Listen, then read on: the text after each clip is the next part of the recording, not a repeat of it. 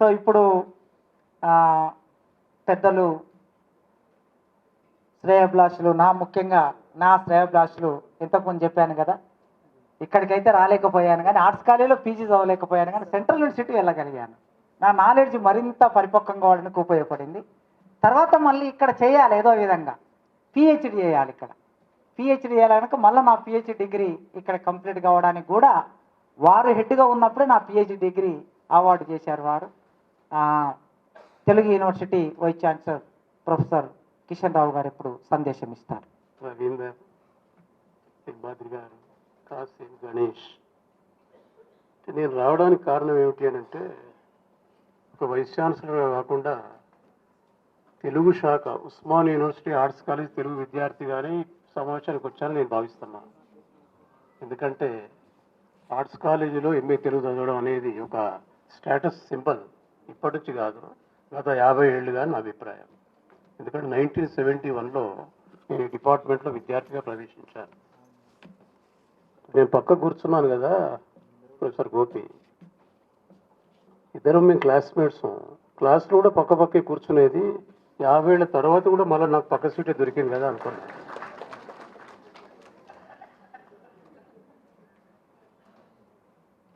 పోతే ఈ కాసిం ఏదో అంటే ఒక మ్యాజిక్ చేస్తాను, ఏదో మ్యాజిక్ చేస్తావు, జనాన్ని రప్పిస్తావు, బాగా మాట్లాడతావు. ఎందుకంటే ఇక్కడ విషయం ఏంటంటే కాంగ్రెస్ అని పెట్టాడు సిద్ధారెడ్డి గారు. కాంగ్రెస్ అని పెట్టే వరకు ఈ కాంగ్రెస్ అనే మాట ఎందుకు పెట్టాడు అనేది బయట చాలా పెద్ద చర్చ నడిచింది. మనిషి కాంగ్రెస్ మనిషి అయితే కాదు, కానీ పేరు మాత్రం ఇక్కడ కాంగ్రెస్ పెట్టాడు. ఏంది ఈ కథ అంటే, ఈ కథ మీరు తెలుసుకోవాలంటే 3 రోజుల సమావేశాలకు అటెండ్ కావాల్సిందే అనే వార్తను కూడా మళ్ళీ పంపించాడు. అది అతని దగ్గర ఉన్న ప్రత్యేకత. కాసిము నాకు డిగ్రీ సెకండ్ ఇయర్ విద్యార్థిగా పరిచయం అండి. సుందరయ్య విజ్ఞాన కేంద్రంలో ఒక సభ జరిగితే మొదటి సీట్లో కూర్చొని నేను వింటున్నాను. ఆ సభలో తక్కల్లపల్లి పురుషోత్తమరావు గారు, ఉప్పల గోపాలరావు గారు ఇద్దరు అతిథులు. వాళ్ళు సభ నిర్వహించిన తర్వాత, ఏమేం బాబు మీరు సభలో కూర్చున్న వాళ్ళు ఎవరైనా 2 నిమిషాలు మీ అభిప్రాయం చెప్పొచ్చు అంటే, నేను చెప్తా సార్ అని లేచి వచ్చి వేదిక మీదకి వచ్చాడు. ఒక కురవాడు చాలా బాగా మాట్లాడాడు, బ్రహ్మాండంగా మాట్లాడుతున్నాడు, కానీ వీడిలో ఆవేశం పాలు చాలా ఎక్కువగా ఉన్నట్టుంది అని వాళ్ళిద్దరు మాట్లాడుకున్నారు. అది నేను విన్న, వాళ్ళిద్దరితో నాకు పరిచయం ఉంది. తర్వాత నేను, బాబు నీ పేరేమిటి అంటే కాసిం. ఏం చేస్తున్నావు అంటే డిగ్రీ సెకండ్ ఇయర్. ఏ కాలేజీ అంటే నిజాం కాలేజీ. ఏ ఊరు అంటే అచ్చంపేట. నువ్వేమనుకోకపోతే ఒక మాట చెప్తారు సింబాద్రి గారు, నీది ఏ సామాజిక వర్గం అని కూడా అడిగిన. ఎందుకంటే నాకు అది కావాలి. కారణం ఏమంటే నా సబ్జెక్ట్ ఫోక్ లోర్. మేము ఊరిలో ఉన్నటువంటి అన్ని కులాలతో మాకు సంబంధాలు ఉంటాయి. ఎంత అట్టడు వర్గం నుంచి వస్తే వాడు నాకంత ప్రియమిత్రుడు, తర్వాత దత్తపుత్రుడు కూడా. అక్కడ ఆ రోజు చెప్పిన సమాధానం ఏంటంటే ఎంజీ అన్నాడండి. ఎంజీ, అది సామాజిక వర్గం ఏంటంటే ఎంజీ అన్నాడు. కొంచెం టైం పట్టింది నాకు, నేను ఎంతకంటే డీటెయిల్గా అడగలేదు. బట్ బాగుంది. ఏం చదువుతావు, వాట్ నెక్స్ట్ అని అడిగా. ఆ ప్రశ్న కూడా అడిగాను. అడిగితే ఎంఏ హిస్టరీ చేస్తాను సార్ అన్నాడు. ఏమి అర్జున్ రావు ఖబర్దార్, ఎందుకంటే నీ సబ్జెక్ట్ అని అనుకున్నాడు. అది కాదు, హిస్టరీ కాదు, నువ్వు తెలుగు చదివితే బాగుంటుంది బాబు, ఎందుకంటే నీలో మంచి ధార ఉంది, మంచి భాష ఉంది, మంచి శైలి ఉందని చెప్పిన వాడిని నేనే. ఎవరైనా కాశ్యం బాధ్యతలు ఉంటే నన్ను తిట్టండి, ఎందుకంటే తెలుగు వచ్చేటట్టు చేసింది నేనే కాబట్టి. అది అట్లా అప్పటి నుంచి అతడు మెంటర్ అన్నాడు, గైడ్ అన్నాడు. అవి 2 వాస్తవాలే సార్. చాలా సందర్భాలు, చాలా కనెక్షన్స్లో కలుసుకోవడం అనేది జరిగింది, ఇప్పటికీ జరుగుతూనే ఉంటుంది. అది కిషన్ రావు సార్ సీక్రెట్. కమలాకర్ శర్మకు తెలుసు ఆ సంగతి. పోతే లింబాద్రి గారు, రవీందర్ గారు, వీళ్ళతో కూడా నాకు అత్యంత ఆత్మీయత ఉన్నటువంటి విషయం. రవీందర్ గారు అయితే ఎంఫిల్ చేసినప్పటి నుంచి ఎంఫిల్ విద్యార్థి నాకు పరిచయం.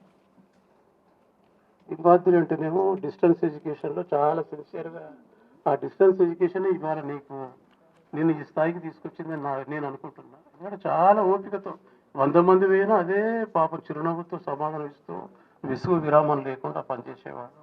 ఇక మా గణేష్ గురించి చెప్పాలి. Ganesh best teacher and best academician అండి. తర్వాత కాంపిటేటివ్ ఎగ్జామినేషన్ సెంటర్ను డైరెక్టర్గా చాలా అద్భుతంగా నడిపినటువంటి వ్యక్తి. ఇతనితో నాకు పరిచయం ఎలా జరిగిందంటే, సోషాలజీ సబ్జెక్ట్లో మంచి టీచర్ ఎవరు అని నేను రీసెర్చ్ చేశాను.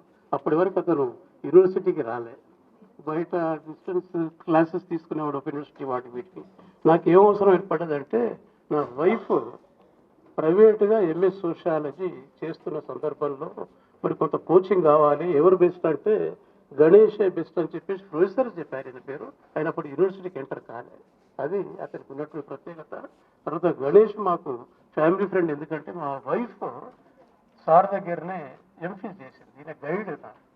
అది అట్లా ఒక అంటే ఎవరిని పలకరించినా ఒక ఆత్మీయత అనుబంధం. ప్రతి బెంచ్లో నాకు విద్యార్థులు కనబడుతున్నారు. అసలు ఈ 133 అంటేనే MA Telugu final year class room sir ఇది. మాకు ఎంఏ ఏ సెక్షన్ బి సెక్షన్ రెండు ఉండేవి. అప్పుడు ఏ సెక్షన్ అంటే ఫస్ట్ ఇయర్లో మాత్రం వేరు వేరు క్లాసులు ఉండేవి, కానీ ఫైనల్ ఇయర్కి వచ్చినప్పుడు కంబైన్డ్ క్లాస్. ఆ కంబైన్డ్ క్లాస్ ఇందులోనే మేము తీసుకున్నాం. ఈ రూమ్తో నాకు ఆ రకమైనటువంటి మంచి అనుబంధం, ఎన్నో అద్భుతమైనటువంటి జ్ఞాపకాలు కూడా ఎన్నో ఉన్నాయి. మరి ఇక్కడ క్లాస్మేట్స్ అని చెప్పేసి అనుకుంటే మాకంటే సీనియర్ 2 సంవత్సరాల సీనియర్ పాషం చెన్నకేశ్వర రెడ్డి గారు కూడా ఇక్కడే ఉన్నారు. తర్వాత ప్రతి బ్యాచ్ విద్యార్థి నాకు ఇక్కడ కనిపిస్తున్నాడు. ఇది నేను అనుకుంటున్నాను, ఎందుకంటే ఒక్కొక్క బ్యాచ్ నుంచి ఒక్కొక్క విద్యార్థి మినిమం వచ్చుండే అవకాశం ఉంది. ఒక విషయం ఏమిటి అని అంటే, మా రవీందర్ తర్వాత లింబాద్రి ఒక ప్రశ్న వేశారు. గోపి సారు అభిజ్ఞాన శాకుంతల పాఠం విన్న తర్వాత బయటకు వస్తే శకుంతల కనిపించేది, మాకు కనిపిస్తుంది, మీకు కనిపించదయ్యా, మీకు ఇది మీ ఇద్దరు కనబడదు. గోపికి ఎందుకు కనిపించింది అని అంటే, ఎవరైతే ప్రేమ వివాహం చేసుకుంటారో వాళ్లకు అభిజ్ఞాన శాకుంతల పాఠం వింటే శకుంతల ఖచ్చితంగా కనపడుతుంది. థియరీ ఉంటుంది, ప్రాక్టికల్స్ కూడా ఉంటాయి కదా. మీరు మీరు ప్రేమ వివాహాలు కాదని నాకు తెలుసు. మా కాశ్యం కూడా కనిపించే అవకాశం ఉంది, తర్వాత ఇక్కడ మా రఘుకు కూడా కనిపించే అవకాశం ఉంది. ఇట్లా ప్రతి బెంచ్ ఇట్లా ఉండవచ్చు అంటే మీకు శకుంతలు గ్యారంటీ కనపడతారు, కనపడాలి. అది ఇకపోతే రెండు విషయాలు సార్. ఒకటి ఏంటంటే, ఇది ఇవాళ సరే సదస్సు ఇట్లా జరుగుతుంది, 3 రోజుల సదస్సు చాలా బాగా జరగాలి. మరి దీంట్లో 8 వైస్ ఛాన్సలర్స్ ప్రవేశపెట్టారు. గోపి గారు ఏంటంటే 3 వీసీలను కూర్చొని ఒకే వేదిక మీద 3 వీసీలు కరెక్టే, కానీ 3 రోజుల్లో 8 వైస్ ఛాన్సలర్లు పట్టుకొస్తున్నాడు. మొదటి రోజు ప్రారంభానికి 2 క్లాస్మేట్స్ అయితే, చివరి రోజు ముగింపులో తండ్రి కూతుర్లు కూర్చోబెట్టాడు. అంటే తండ్రి కూతురు 2 వైస్ ఛాన్సలర్సేనండి. అది ఇతని మ్యాజిక్, కాసి మ్యాజిక్ అంటే ఆ రూపంలో ఆ రకంగా ఉంటుందని చెప్పేసి ఒక చిన్న ఎగ్జాంపుల్ కింద నేను చెప్పాను. పోతే ఈ తెలుగు మాతృభాష మృత భాష అని చెప్పేసి అంటున్నారు కదండి, అట్లా ఏం కాదు. కారణం ఏమిటి అని అంటే, ఒక చిన్న ఎగ్జాంపుల్ చెప్తా. అంటే నాకు సంబంధించింది, మా గ్రూప్కి కూడా సంబంధించింది. ఇప్పుడు యుఎస్ఏలో, అమెరికాలో 35 రాష్ట్రాల్లో 220 కేంద్రాలు ఉన్నాయండి, కేవలం తెలుగు భాష నేర్పించేటువంటి. అది తెలుగు యూనివర్సిటీ అఫిలియేషన్లో నడపడుతున్నాయి. అమెరికాలోనే 35 స్టేట్స్, 220 స్కూల్స్. మరి ఈ 2023లో ఎంతమంది జాయిన్ అయ్యారంటే 10,700 మంది విద్యార్థులు జాయిన్ అయ్యారు అమెరికాలో. వాళ్ళ వయస్సు 4 నుండి 12 సంవత్సరాల మధ్య ఉంది. అయితే ఎవ్రీ సమ్మర్లో అంటే మే నెల లోపల ఏమిటి అని అంటే, తెలుగు యూనివర్సిటీ వైస్ ఛాన్సలర్ వెళితే బాగుంటుంది. ఎందుకంటే వాళ్ళు కోరుకుంటారు అక్కడ గ్రాడ్యుయేషన్ పరేడ్ అని చెప్పేసి పిల్లలకు వీసీ గారి చేతుల మీదుగా సర్టిఫికెట్స్ ఇప్పించడం అనేది జరుగుతుంది. లాస్ట్ ఇయర్ నేను వెళ్ళాను, మళ్ళీ ఈ సంవత్సరం కూడా ఒక వారం రోజులు వెళ్ళొస్తా. ఇది చివరి అవకాశం కూడా కాబట్టి నేను వినియోగించుకోవాలి కాబట్టి. అది ఓకే. మరి ఇట్లా చెప్పాలంటే చాలా విషయాలు ఉన్నాయి సార్. ఒక్క అమెరికానే కాదు, 12 దేశాల్లో తెలుగు విశ్వవిద్యాలయానికి అఫిలియేషన్ ఉంది, తెలుగు స్కూల్స్ నడపడానికి. రీసెంట్గా లండన్ వాళ్ళు కూడా అఫిలియేషన్ తీసుకున్నారు. ఇకపోతే ఒకే ఒకటి ఏంటంటే, ఇది మరి సాధ్యమో అసాధ్యమో వారు శ్రీనివాస్ గారే చెప్పాలి సార్. ఎందుకంటే ఉన్నవాళ్లలో మీరు డెఫినెట్గా మీ మాట ఏదైనప్పటికీ కూడా కీలకోపన్యాసాలాగా ఉంటుందని చెప్పేసి నా భావన. ఎందుకంటే మీరు పత్రిక నడుపుతున్నారు, మీరు తెలుగు చదువుకున్నారు, ఒక తెలుగు ప్రొఫెసర్ గారి కుమారుడు మీరు కాబట్టి అన్ని రకాల బరువు, బాధ్యత, ఆలోచన. లెట్ 1000 ఫ్లవర్స్ మే బ్లాసమ్, 1000 ఆలోచనల సంఘర్షణ అనే మాటకు ఎవరయ్యా ఎగ్జాంపుల్స్ అంటే, ఒకటి శ్రీనివాస్ గారు, 2 మా కాసిం కూడా ఈ వేదిక మీద ఉన్న వాళ్ళలో. ఆ తర్వాత మా వాళ్ళు వస్తారు మళ్ళీ మీ అందరి గురించి నాకు ఇరికేనాయా అది. అయితే ఇక్కడ ఏంటంటే ఈ తెలుగు అని చెప్పేసి అంటున్నారు. ఈ తెలుగు సాహిత్య అకాడమీ ఒకటి ఉంటుంది, మా సిద్ధారెడ్డి గారు చేశారు. తెలుగు అకాడమీ ఉంది, తెలుగు అధికార భాషా సంఘం ఉంది, తెలుగు డిపార్ట్మెంట్స్ ఉన్నాయి, తెలుగు విశ్వవిద్యాలయం ఉంది. ఇట్లా తెలుగు గురించి ఎన్నో రకాల పాటలు పడుతున్నటువంటి మా వెంకట సుబ్బయ్య గారు ఉన్నారు, పూనా నుంచి వచ్చినటువంటి ఇంజనీర్. వారికి తెలుగు భాష సేవ చేస్తున్నందుకు నేను అవార్డు కూడా ఇవ్వడం జరిగిందండి తెలుగు విశ్వవిద్యాలయం నుంచి. ఇట్లా ఇవన్నీ ఒకే గొడుగు కిందికి వస్తాయా? శ్రీనివాస్ గారు దయచేసి దీనికి మీరు కరెక్ట్ ఆన్సర్ చెప్పాలి. ఈ రకమైన ఈ దిశలో ప్రయత్నం కూడా చేయాలి, ప్రభుత్వాన్ని కూడా కదిలించాలి అనేది నాలో ఉన్న కోరిక. అది ఎంతవరకు సమంజసం నాకు తెలియదు. అన్ని ఈ తెలుగు అనబడే 3 అక్షరాలు ప్రపంచవ్యాప్తంగా ఎక్కడున్నప్పటికీ కూడా ఒకే గుడి కింద తీసుకొచ్చి మనం పనులు చేయగలుగుతామా అంటే దానికి ఒకటి ఏంటంటే, ప్రభుత్వంలో ఎన్నో శాఖలు ఉన్నట్టుగా మాతృభాష మంత్రివర్యులు అనే ఒక శాఖను ఏర్పాటు చేసే అవకాశం ఉందా?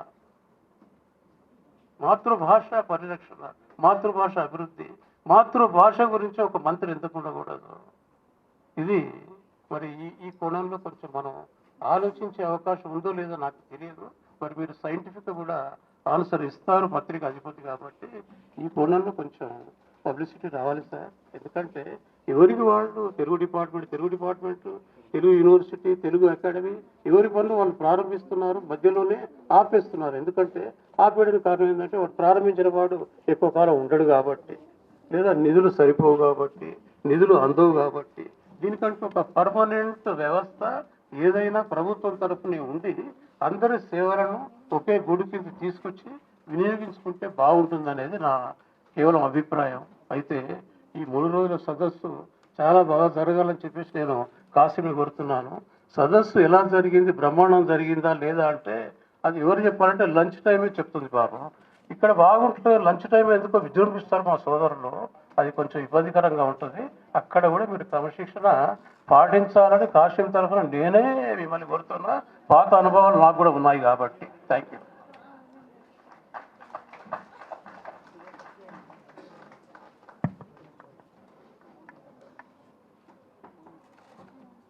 ఈ సభకి మంచి ఆత్మీయ పలుకులు పలికి మనందరినీ కాస్త ఉల్లాసపరిచిన పెద్దలు కిషన్ రావు గారికి కృతజ్ఞతలు తెలియజేస్తూ